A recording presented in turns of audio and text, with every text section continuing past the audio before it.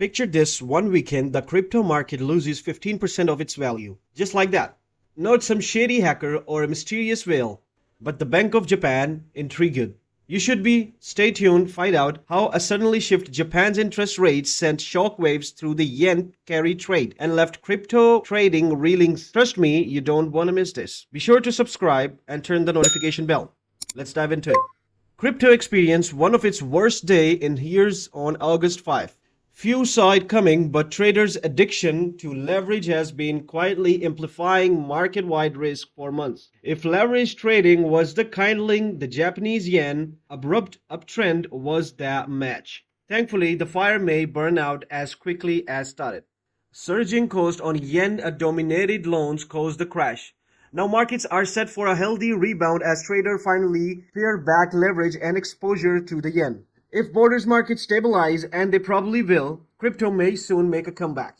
So if it's no secret, crypto doesn't trade on fundamentals. Prices are mainly driven by short-term institutional traders who profit off crypto volatility. To boost returns, traders double down on position with leverage or borrowed funds, often in staggering amounts. Shortly before the crash, open interest, a measure of net borrowing, stood at almost $40 billion.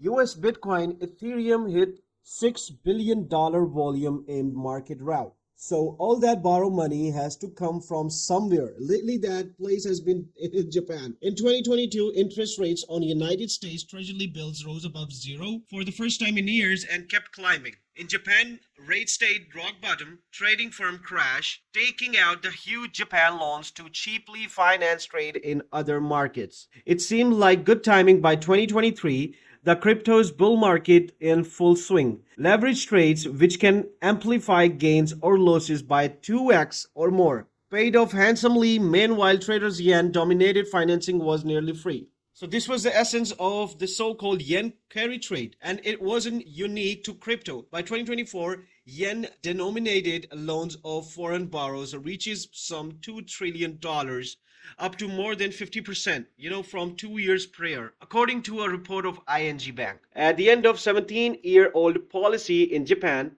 everything changed in 31st July, when the Bank of Japan raised rates on short-term government bonds from 0% to 0.25%. That came after a hike in March, when the bank raised the rate for the first in 17 years from 0.1%. So that seemingly innocuous move set of a cascade of events that eventually caused Bitcoin. So tickers down is $55,845. Ethereum ticker down is like 2,379. Prices are plunged around 18% to 25% respectively.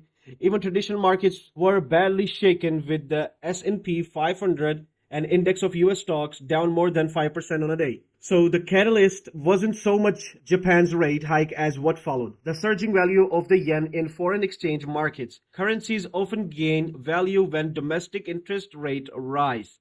From the July 31st, the US and Japan exchange rate dropped down from around 153 yen per dollar to 145. Suddenly, those yen-denominated loans become significantly more expensive. Whether because of margin calls from lenders or general cautions, traders started dumping positions by billions. Jump traders sale of more than $370 million in Ethereum between July 24 to August 4. So at most, it jumped amplified what was already destined to be a historic sell-off.